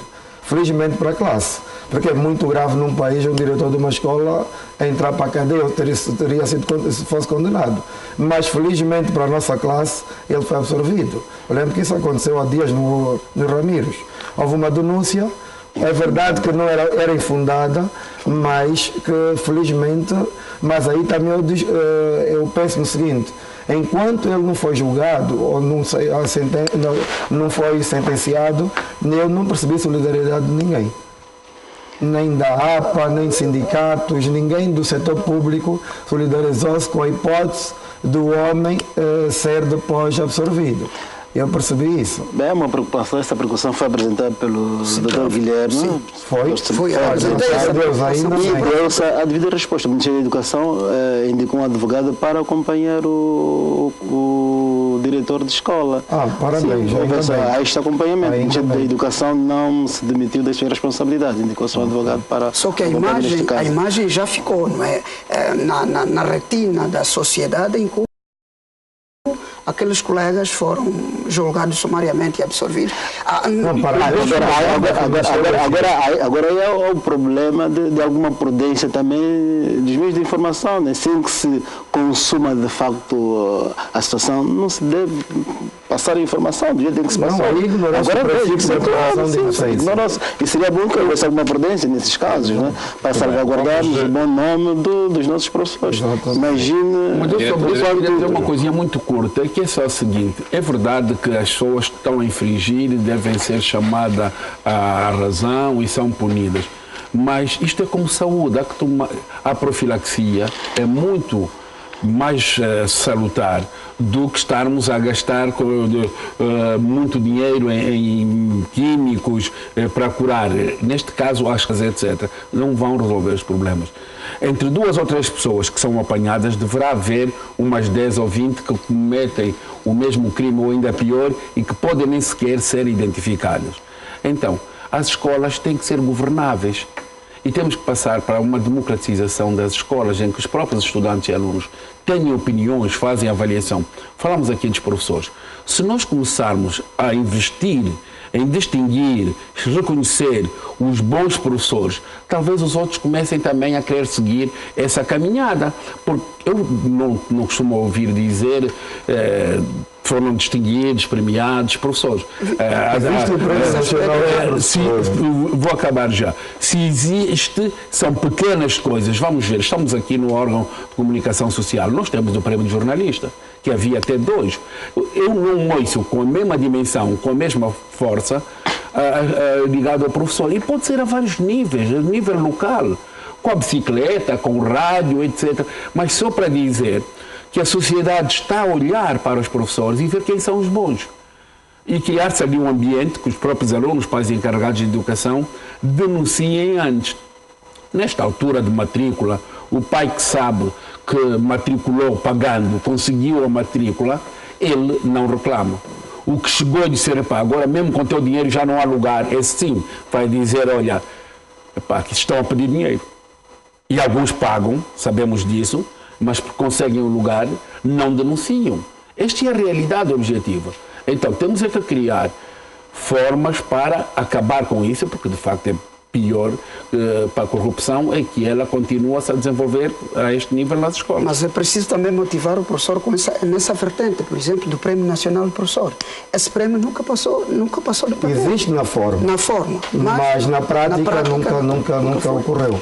Mas os prémios também podem ser dados pelos sindicatos e outros organismos, portanto não precisa ser o Ministério não tem recursos instituir o prémio. No entanto, mas o Ministério institui, o Estado ou o Executivo instituiu o prémio, só que nunca saiu do papel. Não há um reconhecimento e nós fazemos parte de algumas associações profissionais que reconhecem profissionais que labutam no setor há mais de 40 anos, por exemplo, e nós temos feito o reconhecimento dessas pessoas.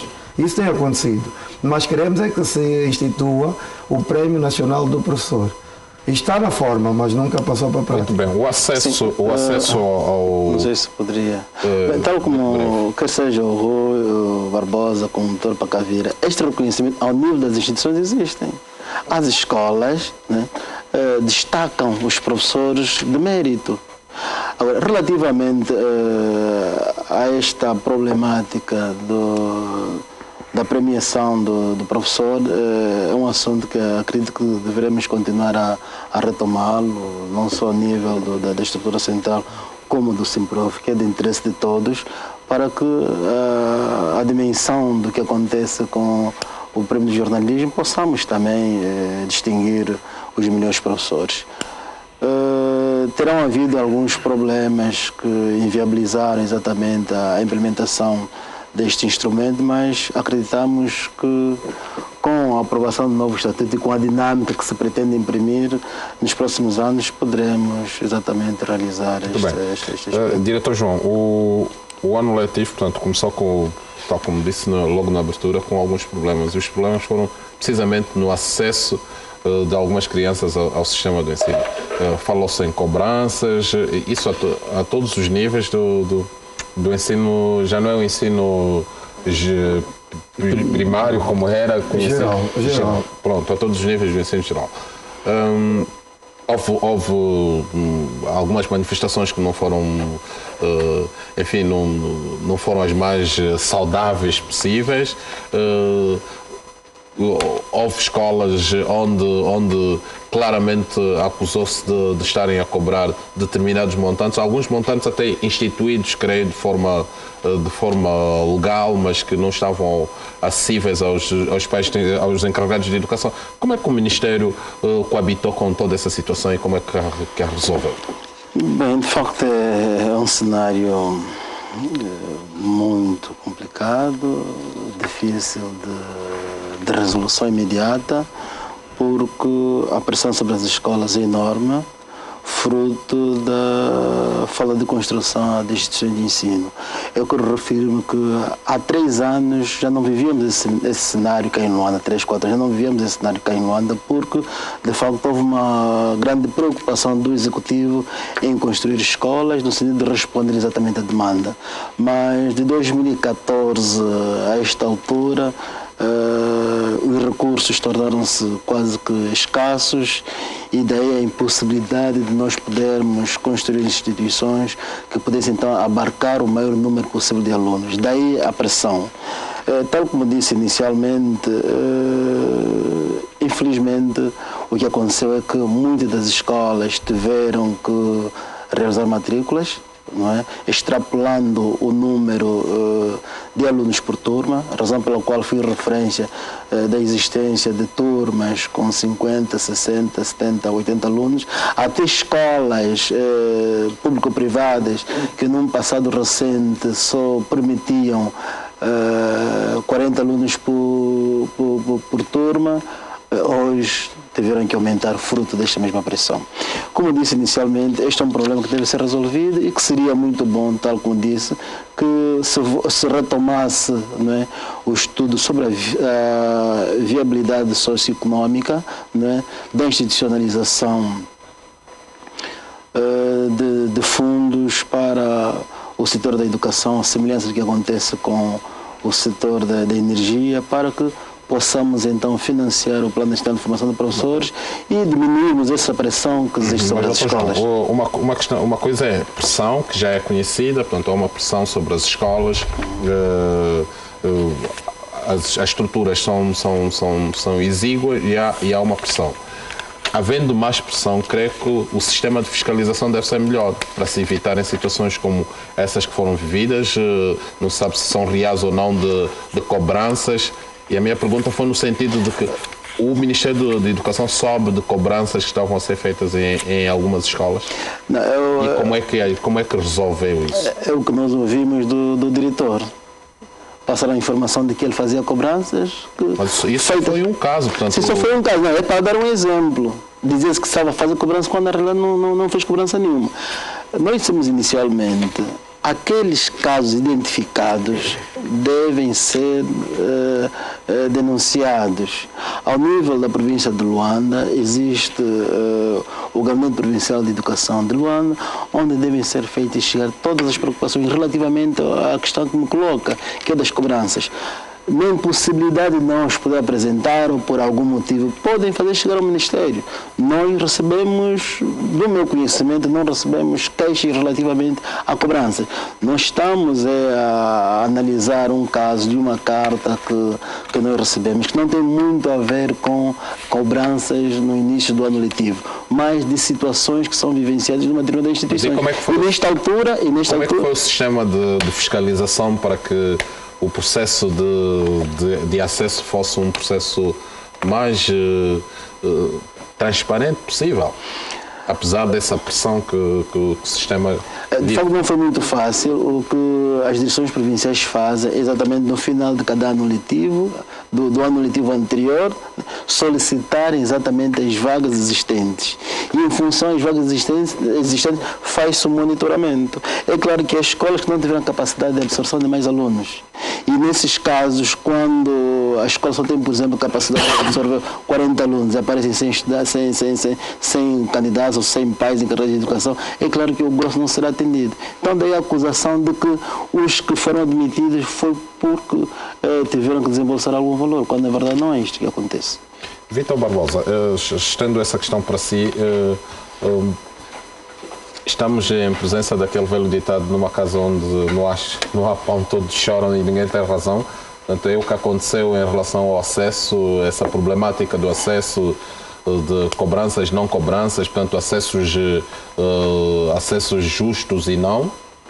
Bem, gostaria de dizer que seria bom que estivéssemos já a começar a preparar o ano letivo de 2019 com base nas informações atuais, porque nós já temos alguma informação estatística depois do censo, e eu disse numa das minhas intervenções que nós não vemos essa projeção a repercutir-se na planificação, no investimento à educação. É verdade que isto não ocorre da mesma maneira, tem que se fazer uma análise do país. Luanda é uma cidade descaracterizada, quer dizer, Luanda, agora temos várias Luandas com os seus municípios, a mobilidade da população é incrível e, ao contrário do que era expectável, me parece que ainda vem muita gente do interior para Luanda. Quer dizer que não se investiu o suficiente no interior para impedir o êxodo do meio rural ou das províncias do interior para Luanda. Daí que não se fez uma planificação, acho que não havia capacidade de se fazer uma planificação realista. Penso que devíamos reconhecer isso e aqui estamos mesmo perante essa situação, aquela casa onde não há pão, toda a gente ralha e ninguém tem razão. Há uma pressão sobre as escolas. O que é que vai fazer quem está a gerir aquilo? Vai tentar organizar-se. Eu também ouvi dizer, não sei se isso é verdade, que as escolas tinham poucos recursos, até mesmo para organizar os processos de inscrição, de matrícula, como papéis, esses materiais. Não sei se a situação foi resolvida no fim. Eu continuo a dizer que o investimento que se faz na educação é muito aquém do desejável. Se o país tem problemas, vamos cortar na gordura, na banha. E se for necessário, na carne. mas não no osso, que é a educação. E então temos que começar a programar, a projetar o que vai ser necessário efetivamente para a educação. Isso vai provocar corrupção, que já estamos a ter, e todos os outros problemas. Por isso temos que reconhecer que não estamos bem sucedidos nesses aspectos e deve haver uma conjugação de esforços, até buscar outros recursos. Eu sei, Angola agora estamos nessa discussão da, como é que se chama isto, da graduação da Angola, país de média, deixa de ser país de rendimento médio. Isto pode ser positivo, mas tem um aspecto negativo. É que desde a declaração de Dakar e agora reiterado na declaração de Seul, os países que não tiverem recursos devem recorrer a outros fundos, Fundo Global. No dia 2 vai acontecer uma reunião, salvo erro, em Dakar, exatamente para discutir o apoio global à educação. Só que há países que reúnem os critérios para aceder a esses fundos. Angola, não sei neste momento como é que está a situação, porque se não houver recursos do Estado, do orçamento suficiente, isto. A outra é, exatamente, e eu concordo aí com a Fuquena, ver como é que podemos captar outras receitas a nível do país para acudir à situação da educação. Porque o investimento na educação é financiar o futuro. Se não fizermos isso agora, as consequências vão ser drásticas mesmo. A questão do acesso teve a repercussão que teve. Em meu entender, primeiro é a questão de informação ou de comunicação. Há critérios para o acesso, por exemplo, no ensino médio. O aluno na 10ª classe, o primeiro dos critérios é a questão da idade. O aluno com 15 anos, ele regularmente, normalmente entra para a 10ª classe. E o primeiro dos critérios para entrar é naturalmente a idade. Se a escola tiver 300 lugares e inscreverem-se 300 indivíduos com 15 anos, logo os 16, 17 anos já não têm acesso. Então há que informar isso às pessoas. Eles acham que há alguma injustiça e os manifestantes, na verdade, pelo que vi pelas imagens de televisão, não têm 15 anos. Estão para além dessa faixa etária. Criaram uma expectativa, mas se não receberem informação, naturalmente que era expectante e é respeitável que eles achavam que seriam selecionados. Depois tem a outra que em meu entender, deveria continuar a ser, já ocorreu nos anos anteriores, que é a questão de fazer o teste, submetê-los ao teste. Acho que é um critério mais justo. E pelos resultados, pelas notas obtidas, então os alunos entram. Nós protegemos os alunos de 15 anos, mas essa medida, em certa maneira, exclui quem tem para além de 15 anos e que por diversas razões ou entrou tarde para o sistema de ensino ou teve uma reprovação e ele vê a sua ambição coartada já por este primeiro critério.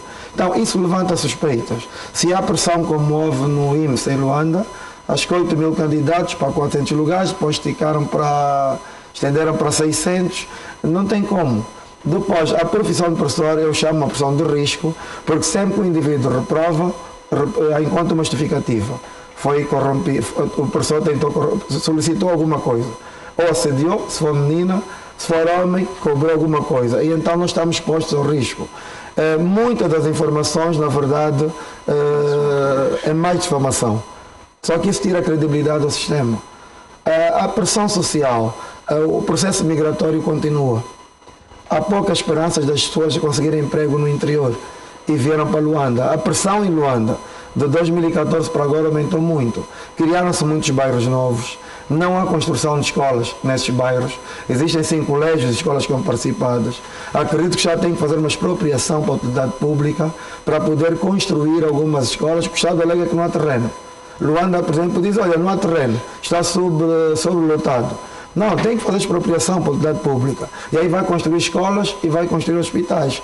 É a solução para resolver. Senão, um caminho será a descentralização. A descentralização, na verdade, o que se vislumbra a médio prazo, provavelmente, será a questão das autarquias.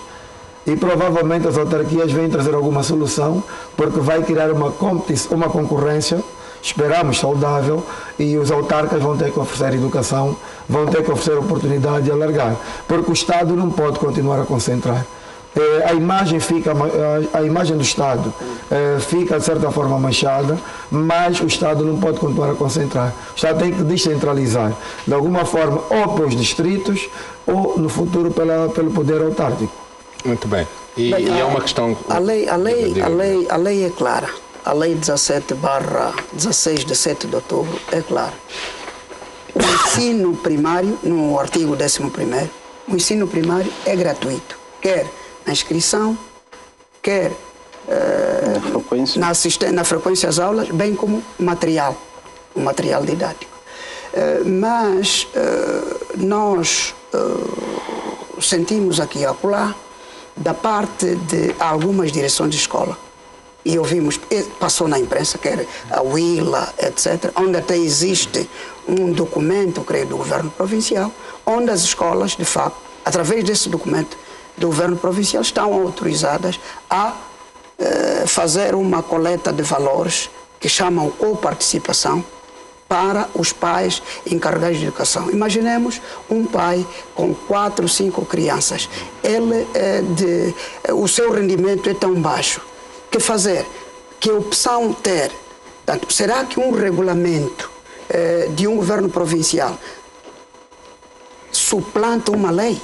Penso que não. Então é necessário todos nós fazermos a educação e ultrapassarmos essas questões respeitando sempre a lei. É o governo, é o executivo que deve, de facto, colocar à disposição das direções de escola o material necessário para trabalhar. Uma última questão para o João Cafoquena e gostaria de uma resposta telegráfica.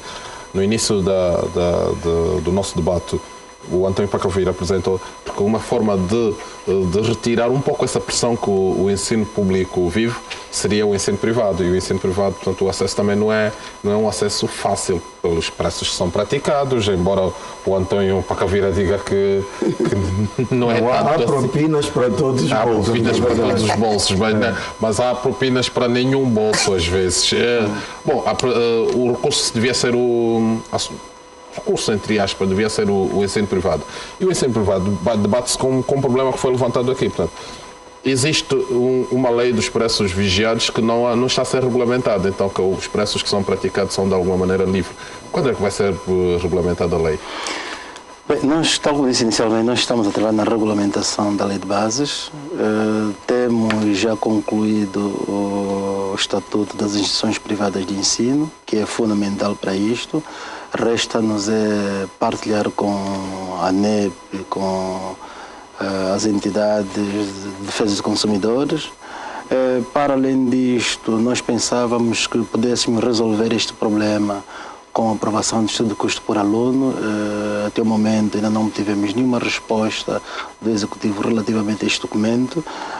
Mas esse é um problema que se adia de ano a ano. Sim, mas nós estamos a trabalhar, devemos acelerar esta situação no sentido de resolvermos esta situação. Aqui, posso ajudar? O doutor Cafoquena está na preparação do ano letivo. Eu faço parte de um grupo técnico, alguns colegas do Ministério da Educação, dizer aos pais, em geral, que para 2019 essa questão será resolvida. Por quê? Porque finalmente conseguimos reunir 3 órgãos, 4 no caso. O INADEC, por iniciativa, convidou o Ministério da Educação, o Ministério das Finanças, o seu Instituto de Preços, e convidou a ANEP. Reunimos dia 19 de janeiro e pela primeira vez conseguimos começar a criar consenso. É um assunto que vai estar arrumado em 2019? Será arrumado este ano ainda e no final de 2018 certamente tudo será pacífico. Acho que a regulamentação termina este ano. Muito obrigado a todos. Já não temos mais tempo. Guilherme Silva, António Pacavira, Vítor Barbosa e João Cafoquena, muito obrigado por terem vindo aos nossos estudos e termos refletido sobre o ano letivo 2018 que arranca já depois da manhã, portanto com a abertura na província do Namibe a ser feita pelo Presidente da República, João Lourenço. A todos, boa noite, obrigado por terem refletido esse assunto aqui na televisão pública de Angola, no seu programa Fórum TPA. Aos telespectadores, a promessa fica para a próxima terça-feira, altura em que teremos mais um programa Fórum TPA. Até lá, continuação de boa noite.